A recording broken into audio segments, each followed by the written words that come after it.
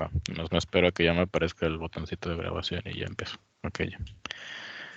Entonces, pues, hoy me toca seguir con lo que sigue de mi tesis.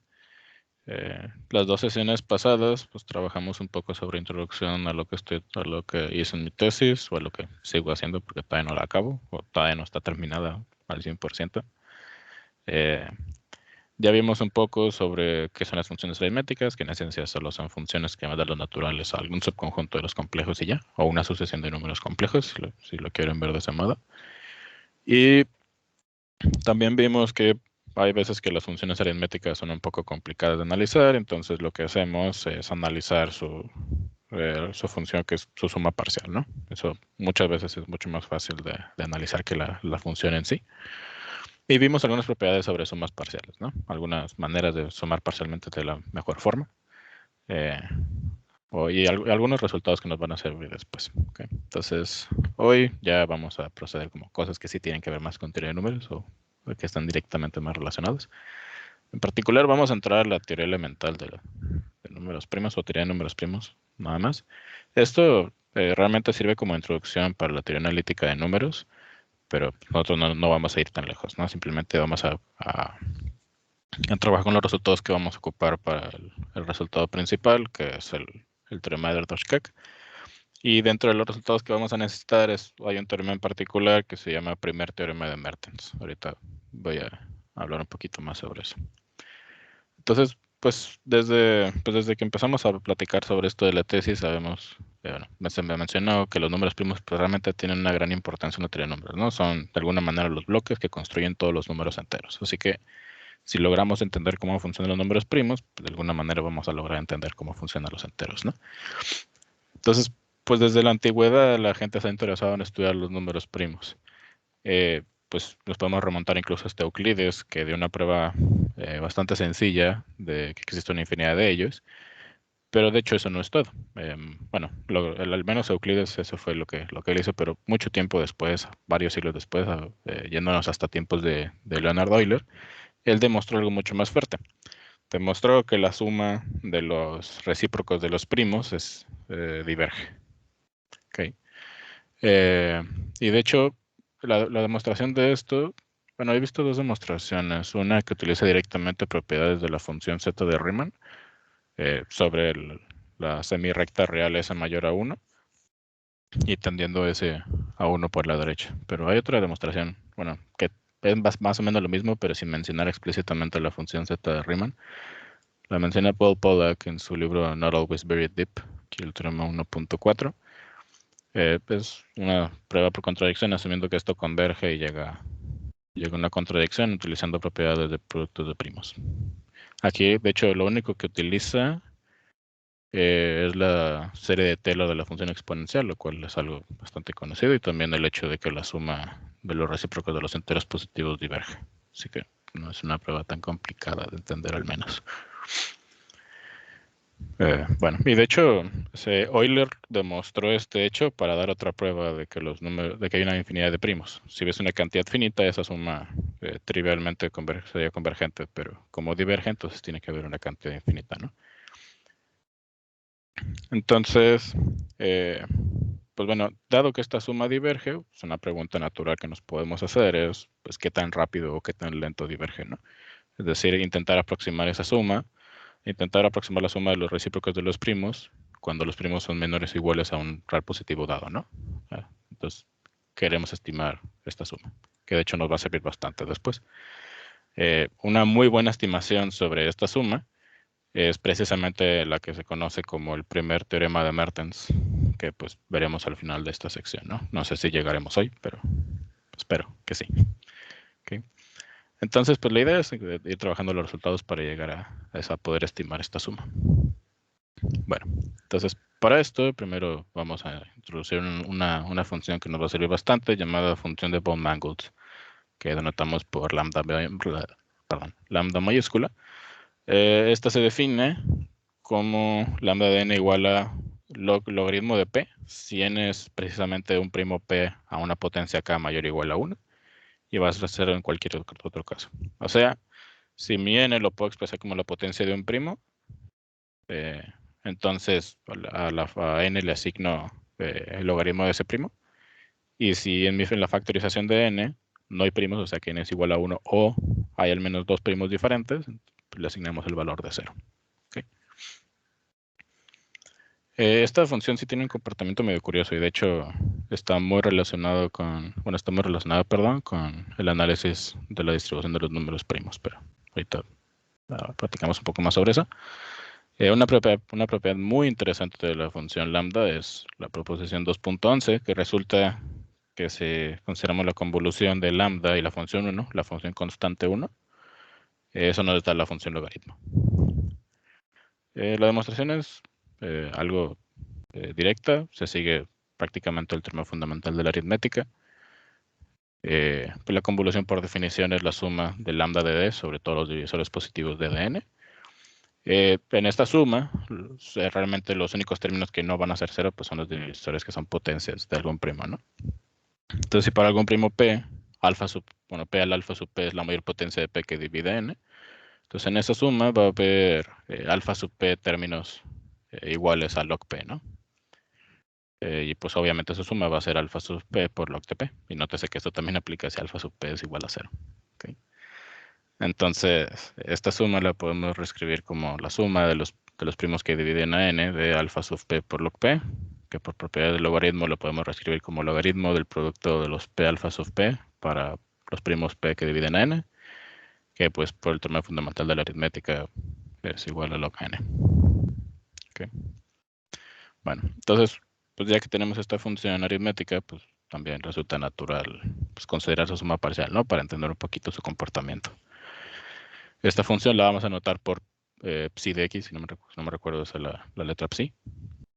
Entonces, psi de x va a ser la suma parcial de la función lambda y se va a llamar la segunda función de Chebyshev.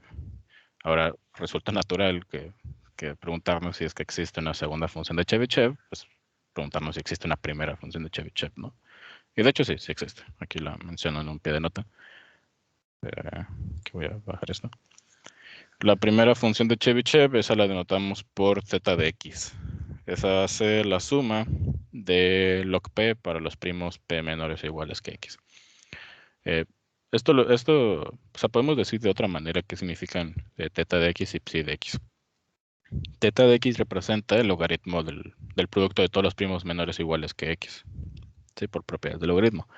Y la función psi de x, pues nos calcula el logaritmo del mínimo común múltiplo de todos los enteros positivos menores o iguales que x. Entonces, hay una ligera diferencia ahí. Ambas funciones son bastante útiles al momento de estar trabajando en la teoría de números, primos, pero por alguna razón la función psi de x he visto que la utilizan un poquito más.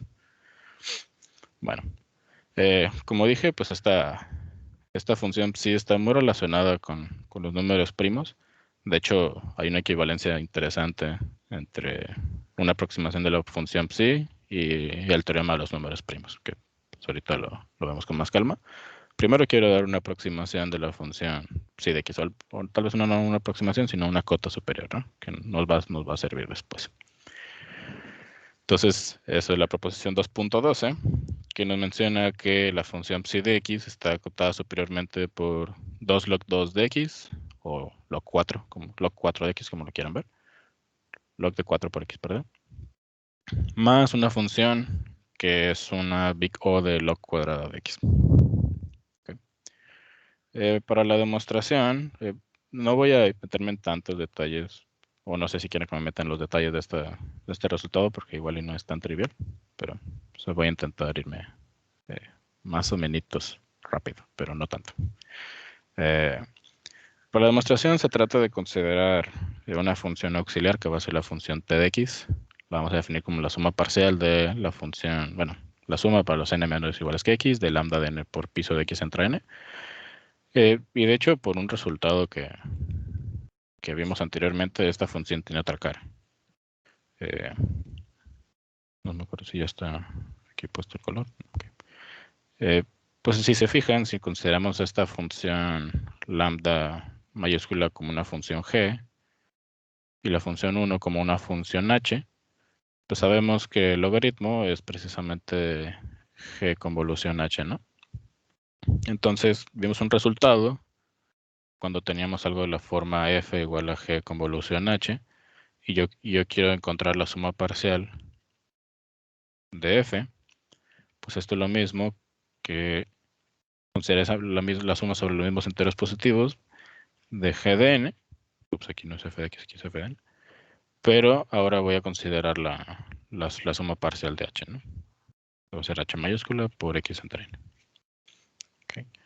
Y precisamente para la función constante 1, la suma parcial de los n menores o iguales que x de 1, pues esto es precisamente el piso de x, ¿no? Pues esto me cuenta la cantidad de enteros positivos que son menores o iguales que x.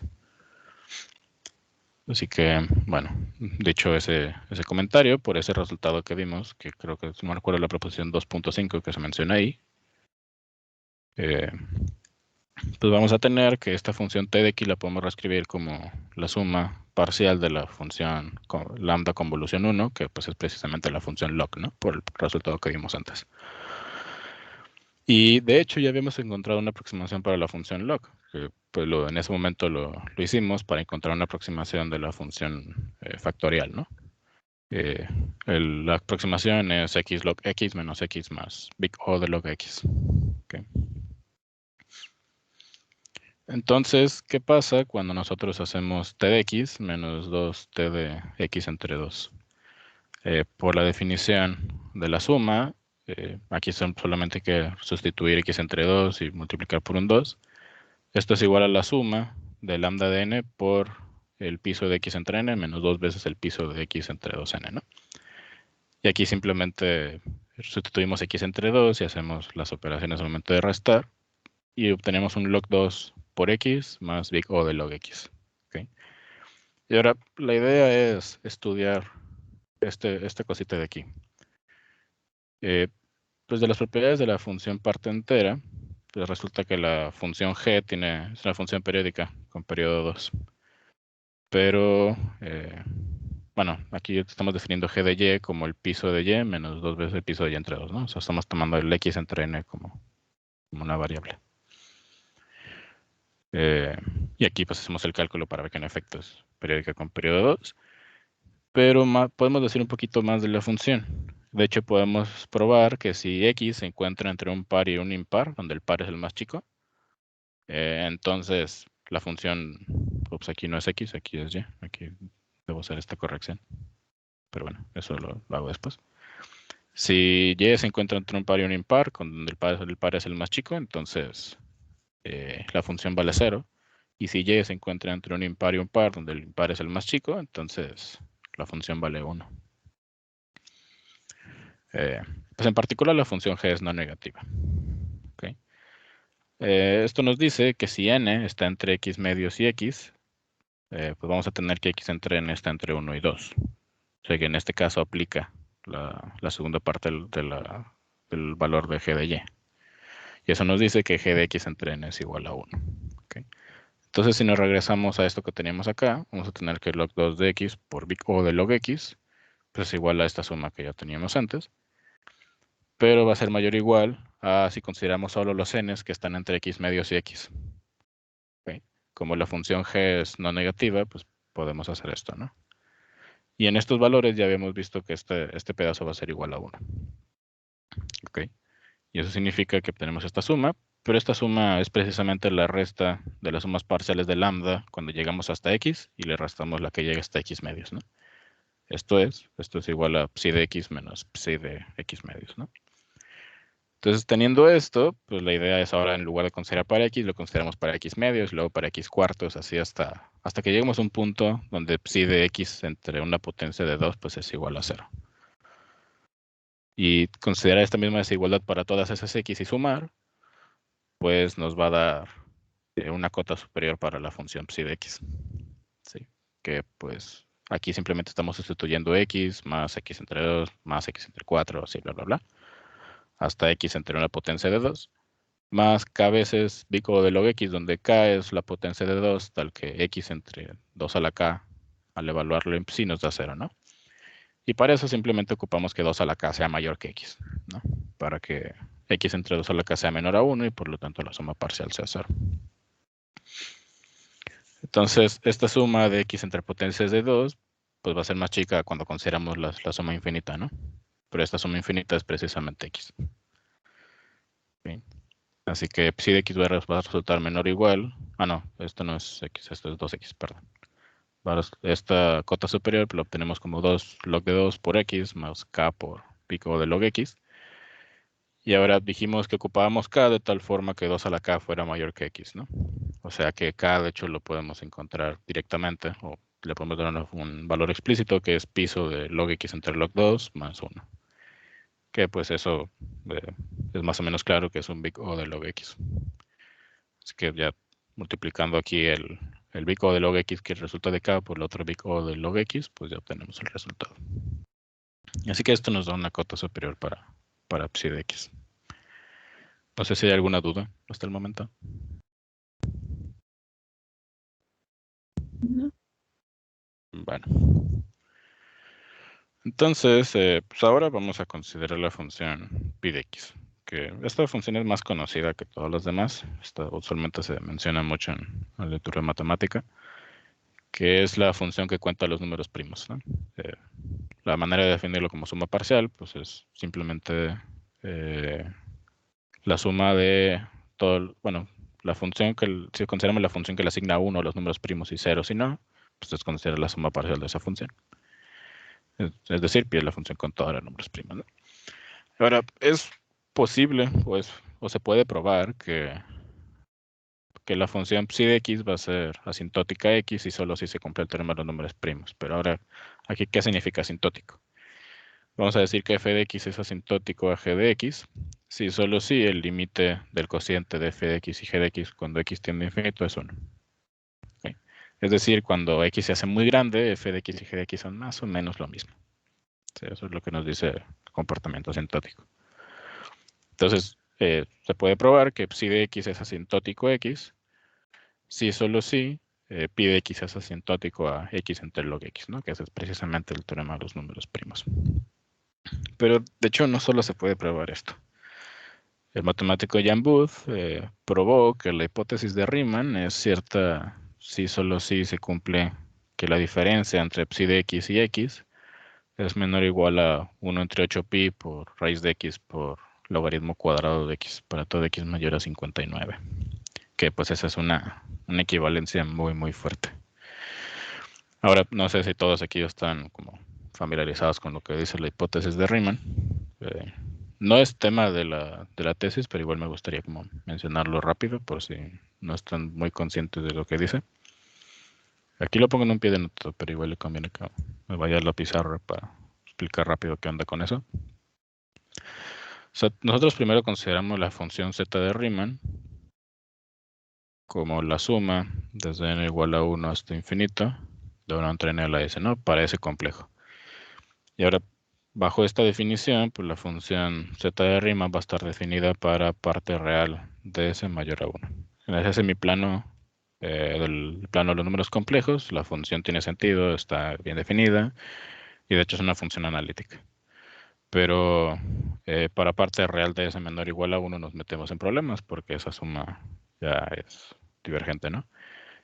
Y más aún, de hecho, con esta definición nos encontramos con un problema en s igual a 1, ¿no? Vamos a tener un polo porque ahí específicamente la función diverge, obtenemos la suma armónica. Ahora, si jugamos un poquito con esta definición, haciendo suma parcial y demás, no lo voy a hacer ahorita porque no es el fin. Jugando un poco con la definición anterior.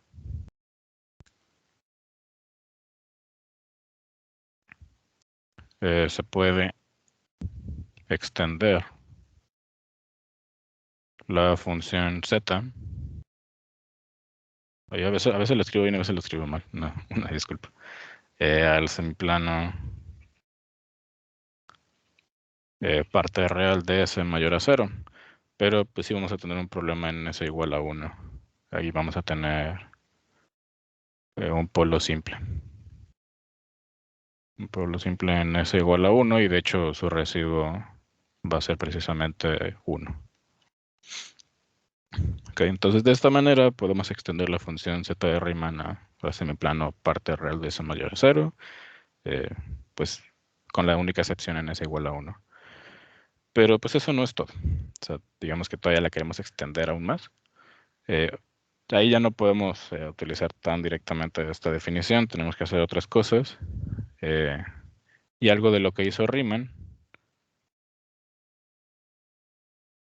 en su famosa memoria es que probó que para parte real de S entre 0 y 1 se cumple que pi a la menos S medios por gamma de S entre 2 por Z de S es igual a pi de menos 1 menos S entre 2 por gamma de 1 menos S entre 2 por Z de 1 menos S. Okay. Él probó esta ecuación funcional donde la función gamma es la función gamma de Euler, ¿no? Que es la función que de alguna manera me extiende la función factorial, ¿no? Y utilizando esta ecuación funcional, lo que podemos hacer es extender la función z de Riemann al resto del plano complejo.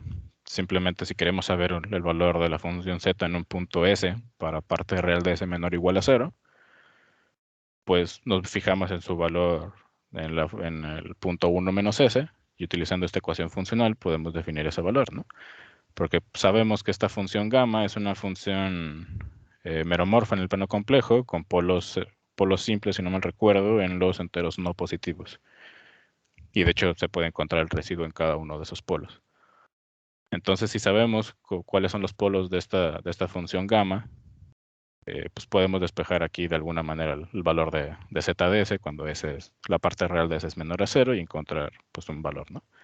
Entonces, de esta manera podemos extender la función z de Riemann a todo el plano complejo. Claro que hay que tener un poquito de cuidado con los polos y los ceros, pero bueno, eso se arregla de hecho. Entonces, de esta manera extendemos la función z a todo el plano complejo. Obvio, excepto S igual a 1, ¿no? Ese polo no lo podemos evadir. Entonces, ya teniendo esta función pues extendida a todo el plano complejo, ahora nos podemos preguntar pues cuáles son los ceros de la función.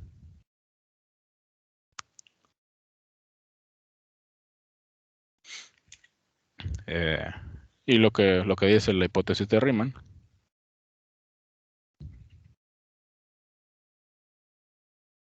es que si ρ, un número complejo, es tal que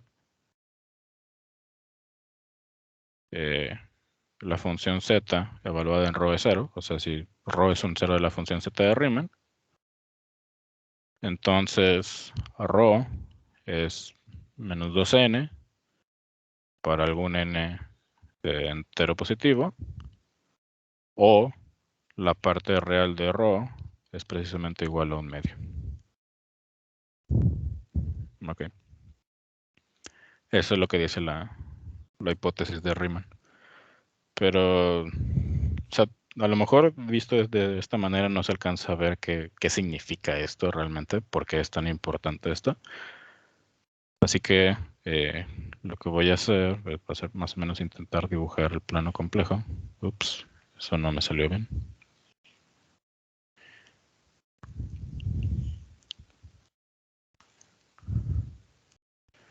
Entonces, más o menos. O sea, digamos que este es el eje imaginario, este es el eje real y esta es la recta parte real de S igual a 1. Entonces nosotros sabemos que aquí tenemos un polo de la función z de Riemann. Ese no lo podemos evadir, pero tenemos en el resto del plano la función z está definida. Entonces no es tan difícil probar que en este lado del plano complejo, en parte real de S mayor a 1, aquí no hay ceros. Eso no es tan complicado. Aquí en parte real de S mayor a 1. Y utilizando la ecuación funcional con la cual pudimos extender la función z de Riemann al resto del plano complejo, se puede probar que en este pedazo en parte real de S menor a 0, aquí tampoco hay ceros. Bueno, entre comillas, ¿no? Aquí sí hay ceros, pero ya los conocemos todos, ¿no? Son los enteros pares negativos. Okay, ahí sí hay ceros, pero pues ya los conocemos todos, entonces igual me conviene reescribir esto de otra manera para que no se me malentienda. Simplemente poner conocemos los ceros. Pero estos se llaman ceros triviales porque son ceros que se inducen a partir de la ecuación funcional y de las propiedades de la función gamma de Euler. Entonces, pues, realmente no nos interesan mucho. Así que nos resta analizar el comportamiento de la función en esta banda crítica. En inglés la llaman critical strip. Cuando la parte real de S es mayor o igual a 0 y menor o igual que 1. Entonces, para que se dé una idea de lo fuerte que es la hipótesis de Riemann, se puede probar que el teorema de los números primos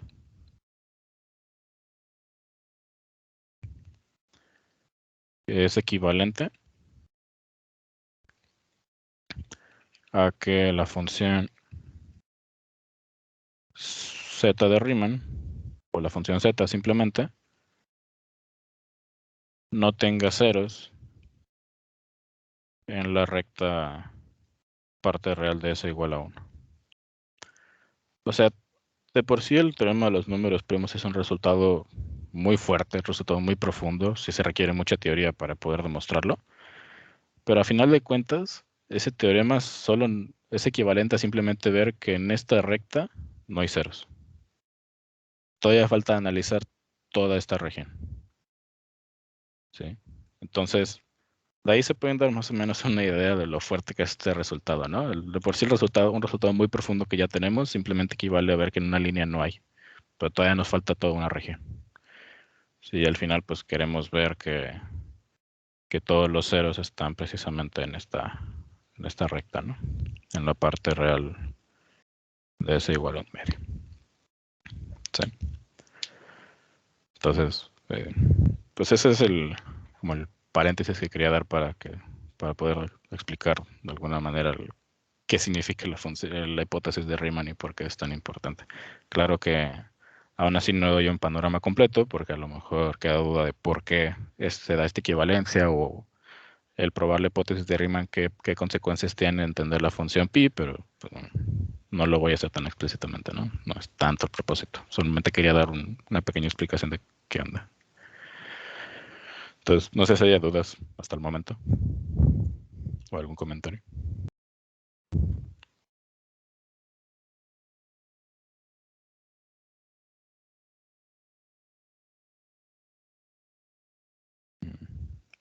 Bueno, asumo que no. Ok, entonces regresando a la tesis. Bueno. Entonces, ya regresando a la tesis, pues hay una cota trivial para la función pi, ¿no? Es muy fácil ver que el pi de x es menor o igual a x porque pues hay a lo mucho piso de x enteros, bueno, de hecho hay piso de x enteros positivos menores o iguales que x y no todos de esos son primos. Así que pues, trivialmente pi de x es menor o igual a x o puesto de otro modo, pi de x es un big O de x, ¿no?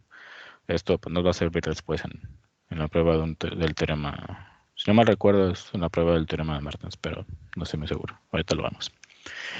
Entonces, primero vamos a probar una proposición que nos va a servir mucho para estimar la suma que queremos estimar, ¿no? La de los recíprocos de los primos. Esta proposición nos dice que la suma de los n menores o iguales que x de lambda de n entre n es igual a log x más big O de 1. Okay. Y de hecho, la demostración simplemente son cálculos utilizando las propiedades que ya vimos antes. O sea, no quiero meterme tanto en las cuentas porque siento que no es el objetivo principal de esta exposición, pero pues la idea es simplemente utilizar el resultado que mencioné antes de cuando queremos sumar parcialmente una función que se ve como convolución de otras dos funciones. Y utilizar la estimación que hicimos para el factorial, que de hecho es la primera igualdad. Así que haciendo unas cuantas cuentas y utilizando propiedades de la función big O, bueno, de la notación big O, pues vamos a obtener el resultado que queremos. Okay. Así que creo que al menos las cuentas no son tan interesantes. Bueno. Y ahora vamos a probar, bueno, lo que sigue es un resultado que es casi el teorema de Martens, casi, pero vamos a estar desfasados por un factor log P, que pues es la proposición 2.14, que nos dice que la suma de log P entre P para P' menores o iguales que X es log X más big O de 1. Okay. Y esto, para poder demostrarlo, simplemente consideramos la suma que tenemos acá arriba y separamos en casos, ¿no? Cuando n es precisamente un primo y cuando n es la potencia de un primo donde el exponente es mayor o igual a 2. Okay. Entonces, por un lado, va a ser más grande que si consideramos solamente los primos, o sea, les quitamos como potencias más allá de 2. Y va a ser va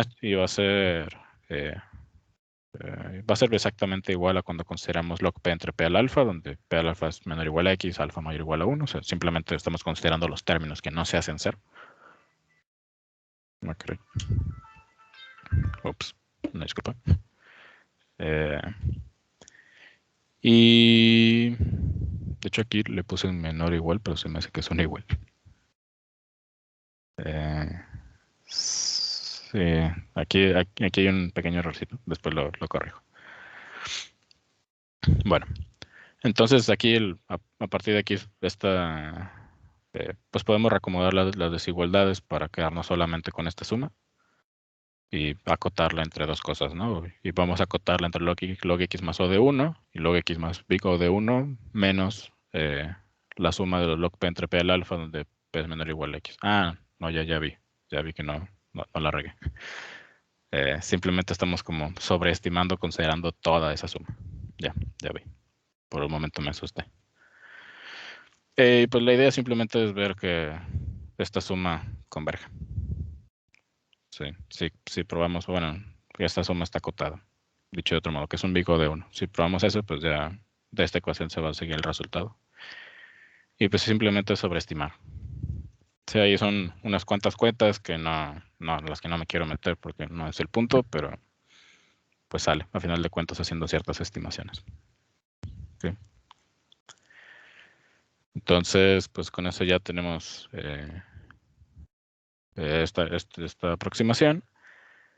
Y con esto ya podemos probar el teorema de Mertens, el primer teorema de Mertens, que nos dice que existe una constante B, que es conocida como la constante de Meissel-Mertens, y es tal que la suma que nosotros queremos, la de los recíprocos de los primos, menores o iguales que X, es igual a log X más esa constante B, más un big O de 1 entre log X. Okay. Entonces, para la demostración, hay que considerar esta sucesión, log n entre n si n es primo y 0 si no, y considerar la función f de t igual a 1 entre log t. Entonces, a partir de aquí utilizamos el resultado que probamos sobre sumas parciales que relacionaba con integrales parciales, ¿no? Que es como el análogo de integración por partes. Y de aquí hacer varias cuentas, ¿no? Las cuentas sí se ponen un poquito feas, pero no tanto realmente. Y pues después de hacer todas esas cuentas, pues vamos a probar que esta integral que nos queda, pues resulta igual a un pico de 1 entre log X y todo lo demás, con todo lo demás, pues ya vamos a obtener lo que queremos, ¿no? Entonces esta suma, cuando tendemos a infinito, pues va a ser convergente y por lo tanto podemos expresar la suma de 2x de esta cosa como una suma de 2 infinito, que sabemos que es convergente, más un pico de 1 entre log X. Entonces al final, ya después de hacer todas esas cuentas y acomodarlo de la mejor manera, o de una manera un poquito más bonita, vamos a obtener el resultado que queremos, donde la constante b se ve algo feita. Es 1 menos log 2 más la integral de 2 a infinito de s de t menos log t entre t log cuadrado de t de t, donde s de t es precisamente la suma que consideramos en la proposición anterior, la suma log p entre p. Ahora, a lo mejor se pueden estar preguntando si existe un primer teorema de Mertens, existe un segundo teorema de Mertens, y pues sí, sí existe un segundo teorema de Mertens, más o menos en este contexto. En ese teorema ya no estima esta suma, en ese teorema se estima, que creo que todavía está en blanco, sí, se estima este producto, 1 menos 1 entre P. No me acuerdo muy bien cómo va esa estimación, pero en el segundo teorema de Mertens se estima este producto. Entonces, no sé si hay alguna duda o no sé si quieran que en efecto me vaya por todos los detalles de la demostración. Según yo no vale mucho la pena porque sí son un montón de cuentas y probablemente se va a poner algo aburrido en esto o muy feo, pero si quieren me voy por todas las cuentas. No, a ver, pero sí, códice O de 1 sobre el log de X, cuando X tiende a infinito, este tiende a cero, ¿no? Sí, lo que nos dice es que el error tiende a cero. El log tiende a cero, ok. Entonces, tiende a cero. Ah, ya, porque el teorema este de los números primos me dice precisamente que...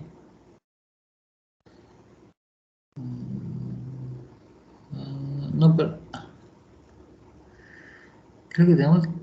La suma de todos los primos debería ser log de X o me estoy confundiendo. A ver, algo Debería ser log no. x más una constante b. Y ahora sí el error. Ujú. Pero a ver, hay otro, ¿no? Que dice... Es que ese de log X... ¿Cuál otro? cuando cuentas los números, el número de primos hasta cierto X, ¿no? O sea, pide x. Ujú. Eso, Y ese que es, también es log de X, ¿no? no. Esto es un x entre log x más Ujú. un error. No recuerdo el error. Mm, sí, no recuerdo muy bien el error, pero sí, esto es asintótico esto. Ok, muy bien. Sí, pues es precisamente el teorema de los números primos. De hecho, si no me recuerdo, la hipótesis de Riemann Ujú. es equivalente, o lo que dice del pi de x es que el error aquí va a ser, si no mal recuerdo, un big O de raíz de x por log x. Eso es lo que, si no mal recuerdo, eso es lo que nos dice la hipótesis de Riemann, y hay una manera explícita de eso. Log más X log X. ¿Mande?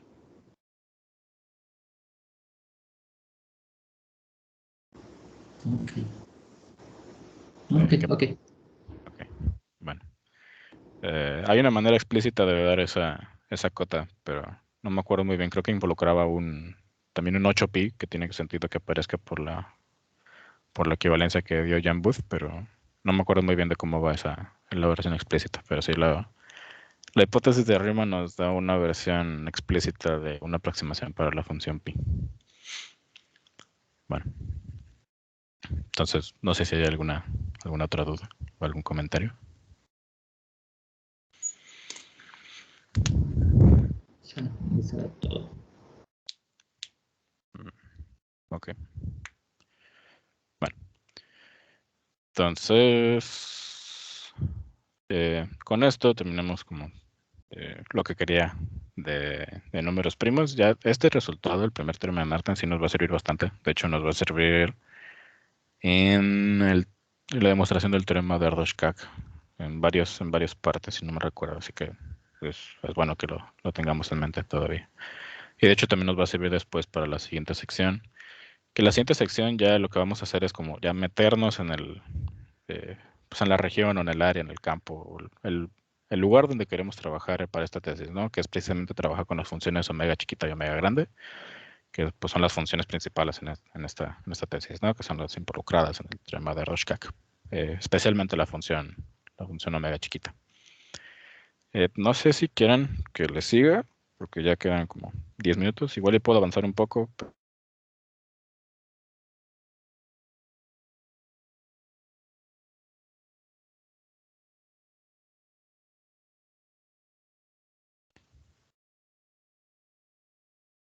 Roberto, ¿no? Entonces, de esta manera, así como ya cerras esta parte, ¿no? De estas primeras cotas, ¿no? Sobre todo tenías esta de la suma de las inversas.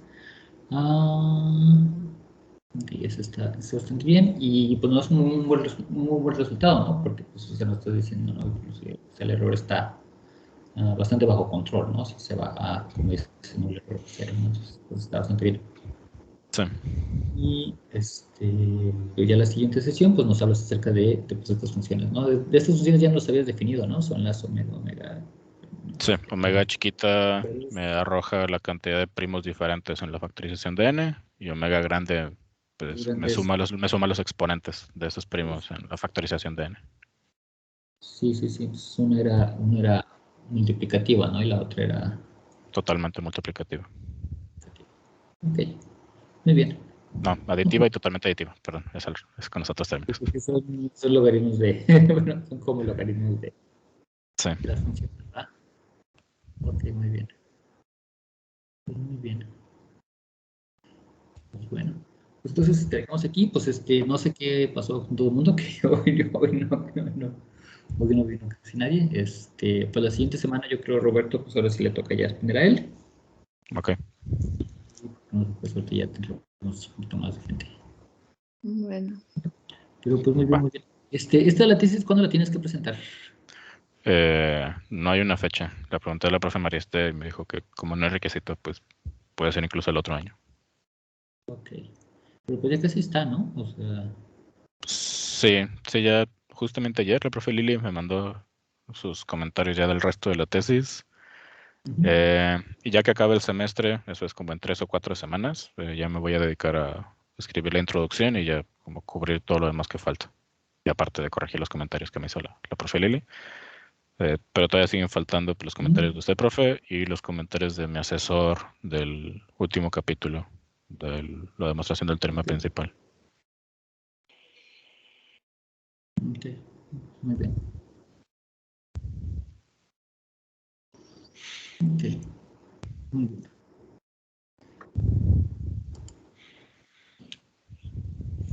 Pues bueno, pues entonces, no sé por qué está tan oscuro. bueno, Pues entonces, pues igual lo dejamos aquí y nos vemos la siguiente semana. órale, Vale, pues. nos vemos. Bye, Bye. Hasta bye. luego. Bye.